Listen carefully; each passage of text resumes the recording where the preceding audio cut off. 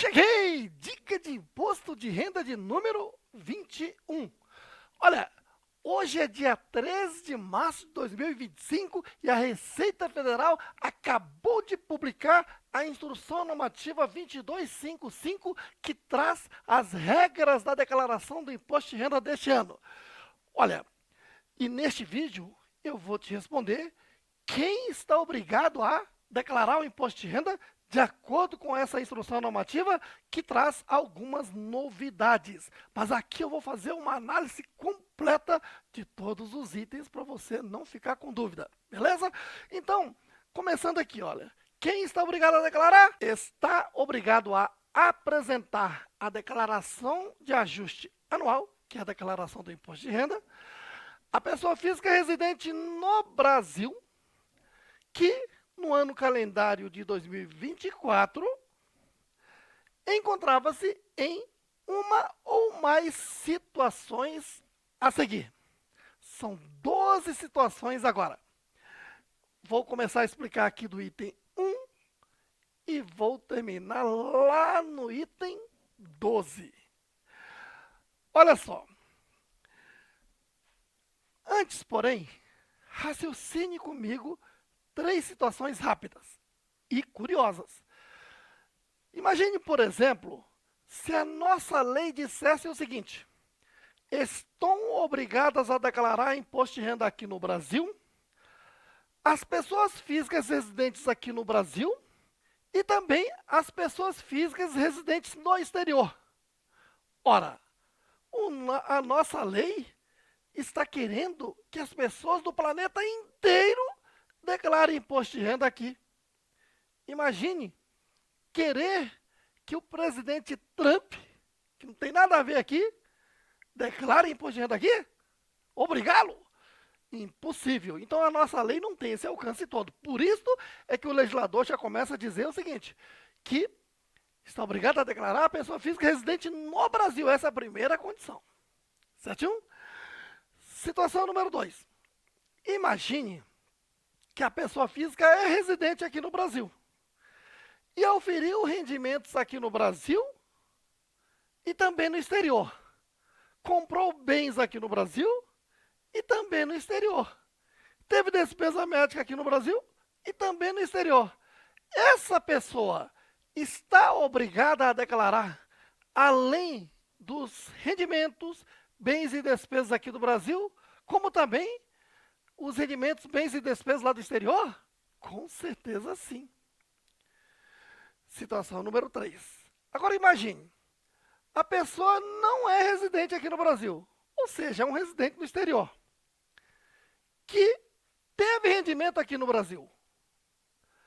Então, raciocine. Tivemos a Copa do Mundo em 2014, você está lembrado? E aqui estiveram jogadores famosos, Messi, Cristiano Ronaldo e tantos outros.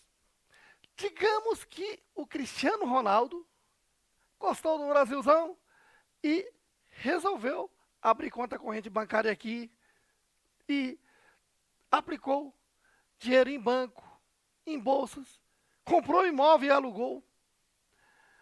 Eu pergunto, ele está obrigado a declarar imposto de renda? Não. Por quê? Porque ele não é um residente no Brasil. Eu lanço uma outra pergunta. Ele está obrigado a pagar imposto de renda? Cuidado. Uma coisa é está ou não obrigado a declarar. Outra coisa é está ou não obrigado a pagar imposto. Então, uma coisa é ser contribuinte. Outra coisa é estar obrigado a declarar. Então, no caso do Cristiano Ronaldo, né, ele não está obrigado a declarar. Mas sobre as rendas que ele tiver aqui no Brasil, ele está obrigado a pagar imposto, sim. Para isto, existe a chamada tributação à alíquota fixa para um não residente aqui no Brasil. Deu para entender o raciocínio? Isto posto, agora sim, podemos analisar a relação de pessoas físicas que estão obrigadas a declarar imposto de renda agora em 2025. Está lá. Tudo isso aqui são acontecimentos lá em 2024 para obrigar a pessoa a declarar agora em 2025. Porque 2024 é o ano calendário, o ano que ocorreram os fatos. Comprou, vendeu, pagou, recebeu e aplicou a lei.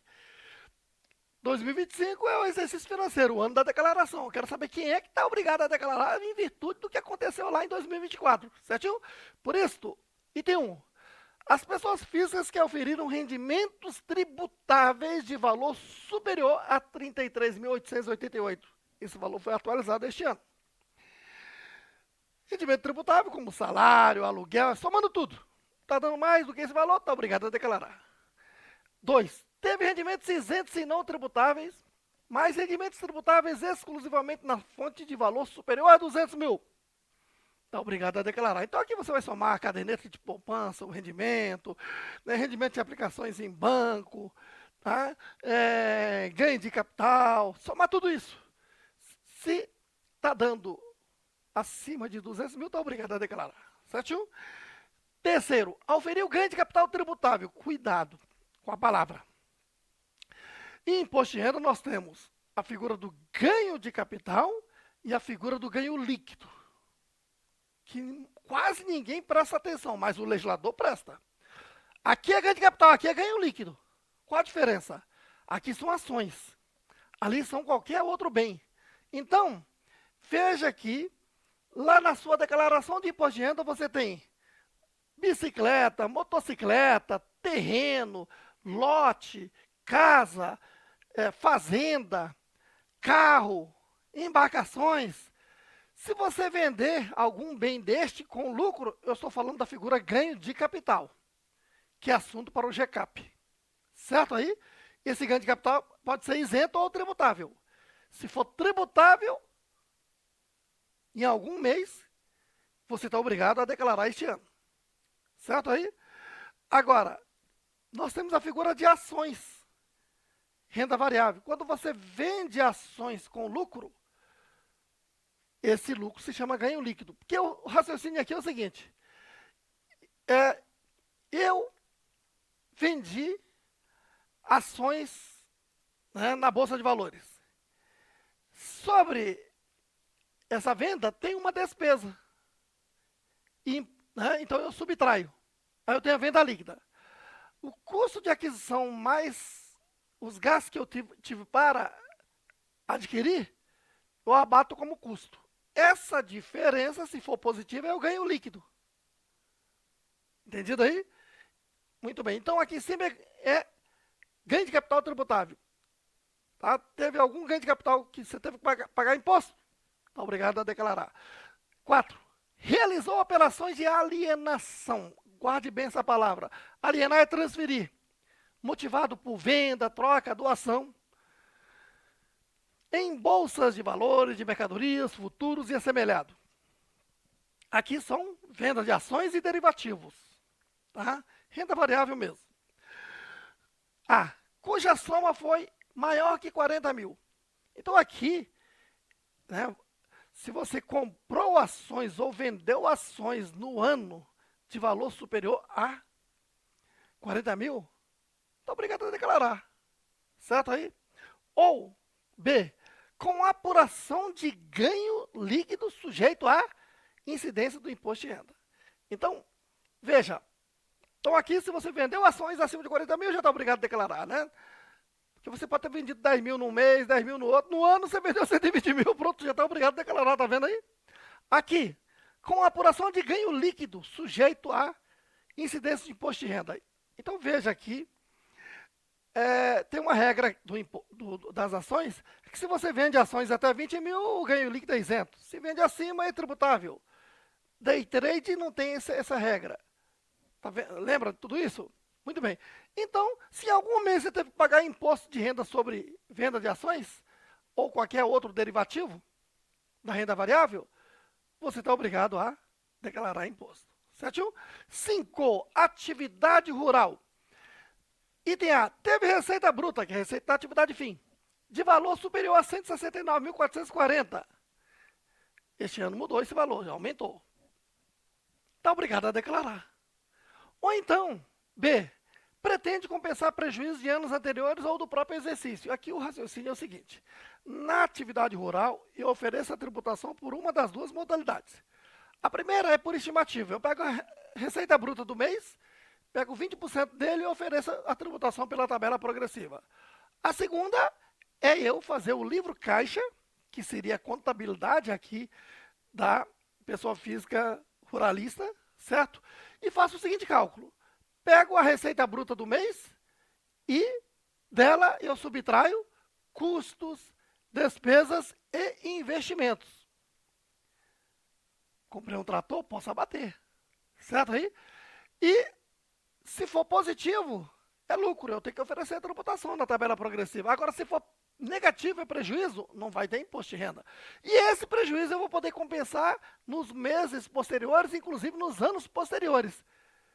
E para eu ter o direito a essa compensação, eu tenho que declarar imposto de renda. Eu pretendo compensar prejuízo. Entendido? 6. Teve em 31 de dezembro de 2024 posse ou propriedade de bens e direitos, inclusive terra nua, superior a 800 mil reais. Quando se diz terra nua, eu estou falando exclusivamente lá do imóvel rural, que não foi feito nenhum investimento, ele está ali como Deus trouxe, certo? Muito bem. 7. Passou a condição de residente no Brasil e nessa condição se encontrava em 31 de dezembro de 2024. Um estrangeiro veio para o Brasil, tirou a carteira de trabalho, começou a trabalhar e assim se encontrava em 31 de dezembro de 2024. Ele está obrigado a declarar só por esse quesito, independente se aconteceu ou não alguma coisa desses anteriores citados. Ou então é um brasileiro que saiu do Brasil, fez a saída definitiva, está lá 10 anos fora e agora retornou. E assim se encontrava em 31 de dezembro. Tá? Então, essa pessoa está obrigada a declarar, certo? Outra, 8. Optou pela isenção sobre ganho de capital auferido na venda de imóveis residenciais. Aqui é aquela regra. Eu acabei de vender um imóvel. Subtrair o custo de aquisição, tem um ganho de capital, um lucro.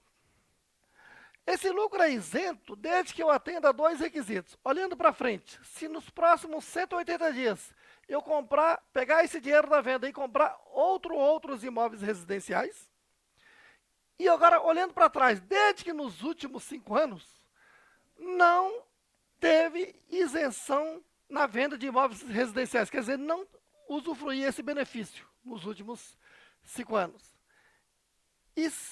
Outro detalhe importante, isso é opcional. Veja, quando eu vendo um imóvel com ganho de capital, regra geral, ele é tributável. Por essa regra aqui, há isenção se eu optar por ela. Como assim, Roberto?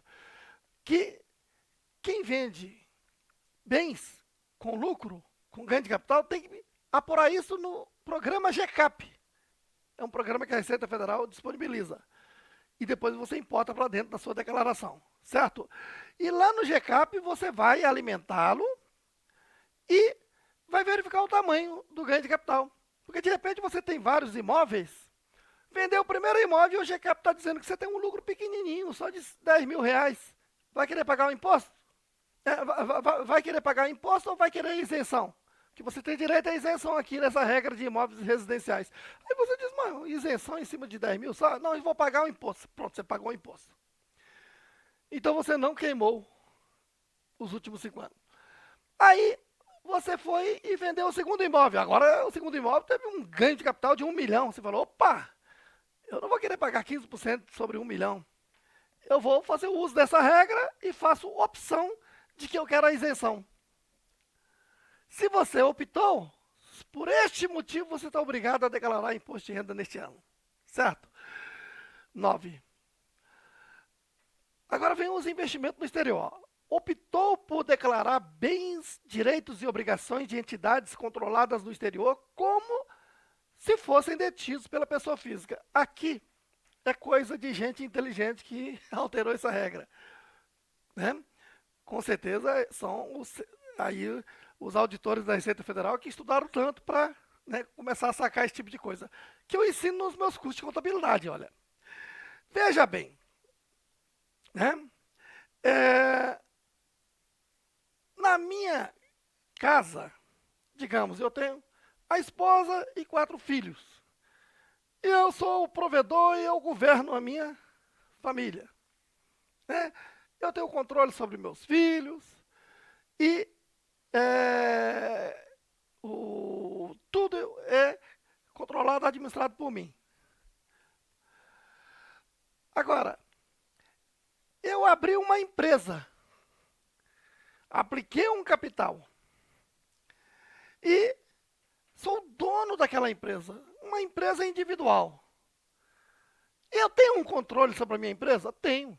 Sou eu que dou as deliberações sociais da empresa, administro a empresa, governo a minha empresa, assim como eu governo a minha família. Eu sou um controlador da minha empresa, sou um controlador dos meus filhos, tá vendo aí? Agora vamos supor que agora eu apliquei o capital numa outra empresa. E lá eu só comprei 10% do capital, 90% está nas mãos de outros investidores.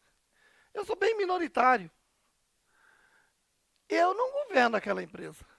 Eu estou aplicando um capital para que, confiando que outros gestores tomem boas decisões e me dê lucro.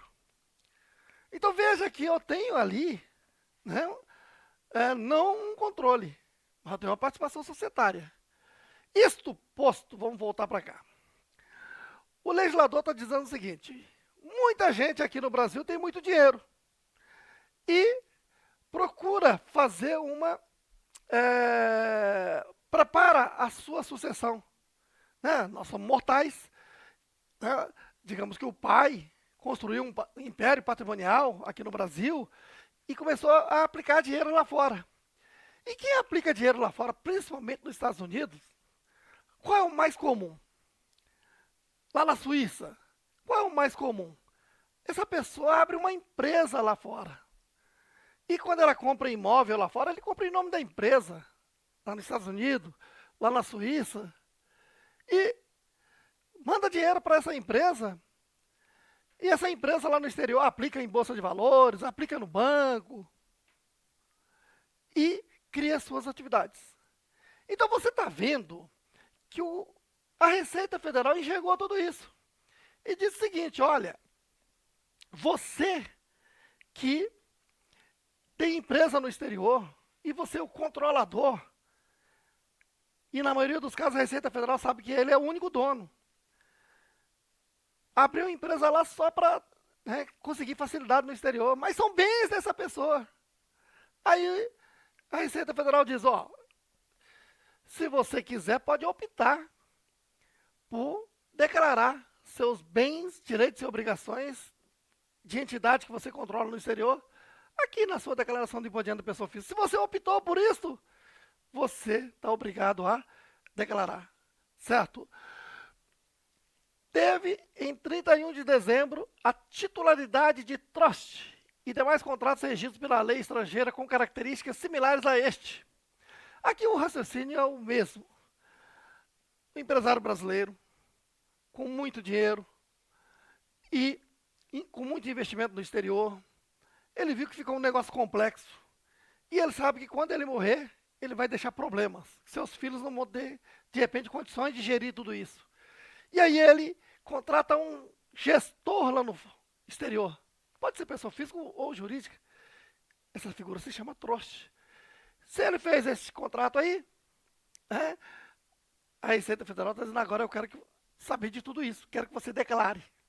Obrigou a declarar. 11. Auferir o rendimento de capital aplicado no exterior, nas modalidades aplicações financeiras e lucros e dividendos de entidades controladas. Aqui, pegando o gancho do que eu já falei, o raciocínio é o seguinte.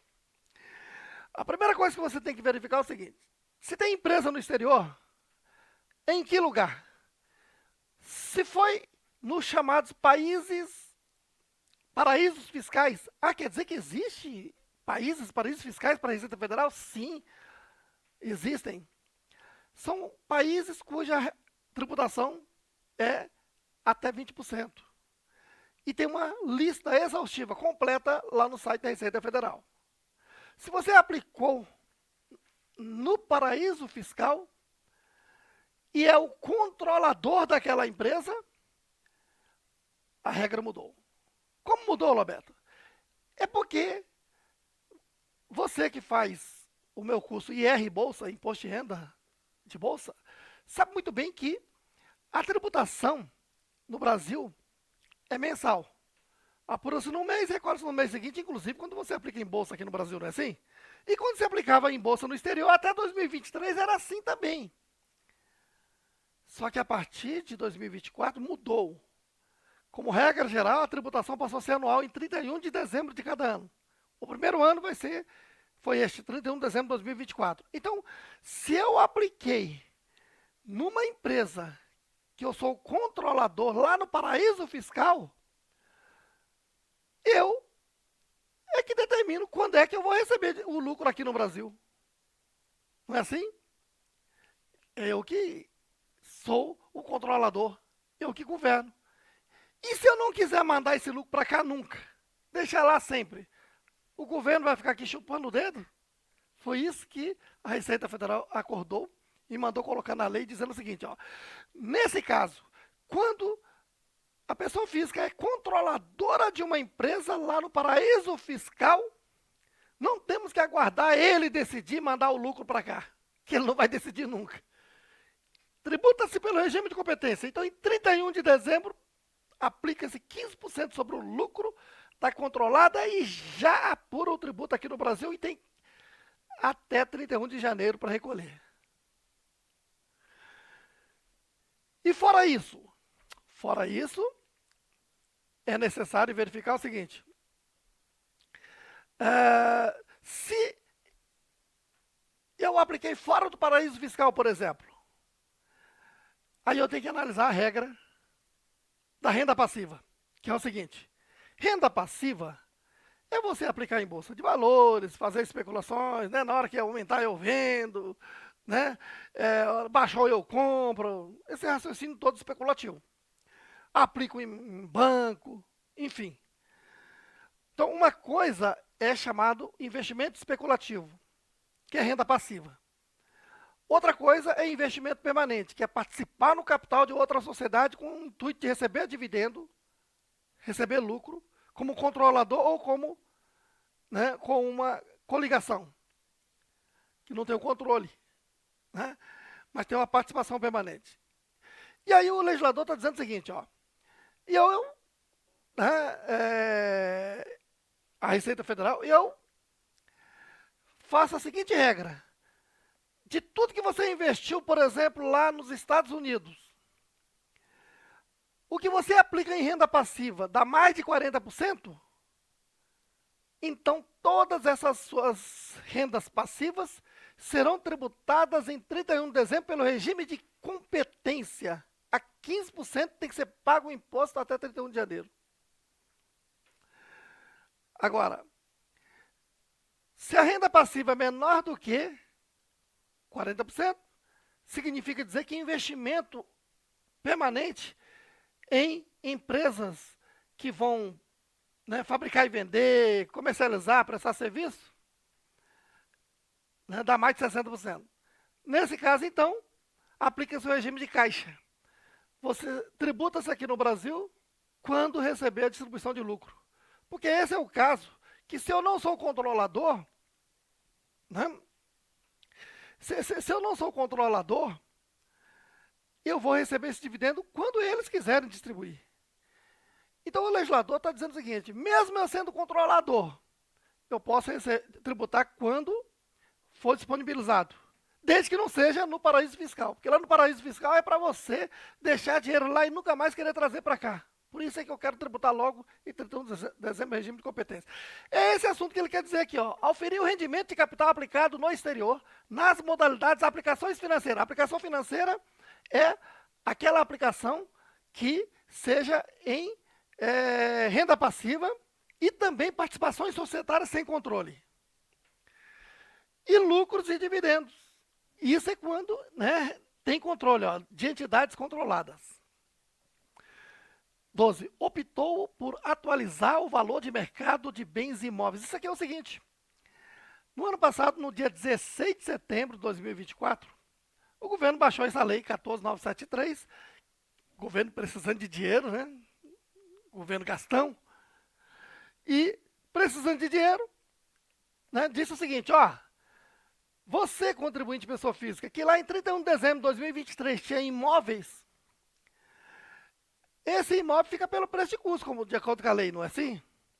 Só quando você vender que apura o ganho de capital. Ele está dizendo o seguinte, ó, agora em 2024, durante 90 dias, você tem uma chance de atualizar esse seu imóvel pelo valor de mercado e pagar 4% do imposto sobre essa diferença. Como assim, Roberto? Digamos que o Roberto tinha comprado um imóvel por 100 mil, estava lá em 31 de dezembro de 2023, né, imóvel, 100 mil, um apartamento, um terreno, não importa. E agora, né, com essa lei, em outubro ele está valendo 300 mil. Há uma diferença de 200 mil aí, que se fosse vendido seria um ganho de capital. Né? Mas isso é só uma atualização. Se eu, se eu esperar vender e tiver ganho de capital, eu vou aplicar aquela tabela progressiva que vai de 15% a 22,5%. E se eu quiser aproveitar agora, eu pago só 4%. Então eu pago os 4% e vou apresentar na declaração do imposto de renda mais 200 mil no custo. Então meu imóvel agora fica pelo valor de 300 mil para lá no futuro, quando eu vender, será o valor de venda menos 300 mil para oferecer a tributação pela tabela progressiva com uma alíquota mínima de 15%. Então, neste momento, eu tenho a opção de pagar só 4%. É isso que o legislador permitiu. Quem fez essa opção e pagou os 4%, está obrigado a declarar imposto de renda este ano. Se você gostou desse conteúdo, dê logo uma porrada aí no like, inscreva-se aqui no canal, acione o sininho para você receber as notificações dos próximos vídeos, porque é melhor você receber as notificações dos vídeos de qualidade deste professor do que receber notificação da Receita Federal do Brasil. E olha, acesse natacursos.com, Núcleo Avançado de Treinamento e Atualização Contábil Fiscal, que acabei de lançar um novo curso, Imposto de Renda da Pessoa Física, no Ensino Raiz. Veja que é o único curso do mercado onde o professor usa o Ensino Raiz, que é explicar tudo direitinho aqui no quadro, detalhadamente com treinamento prático, certo? Que foge daquela canseira de ver um professor na tela só falando, falando, falando e mostrando leis, sublinhando leis. Não, aqui eu coloco o assunto de forma bem didática e planejada para colocar dentro da sua cabeça para nunca mais sair. Tamo junto!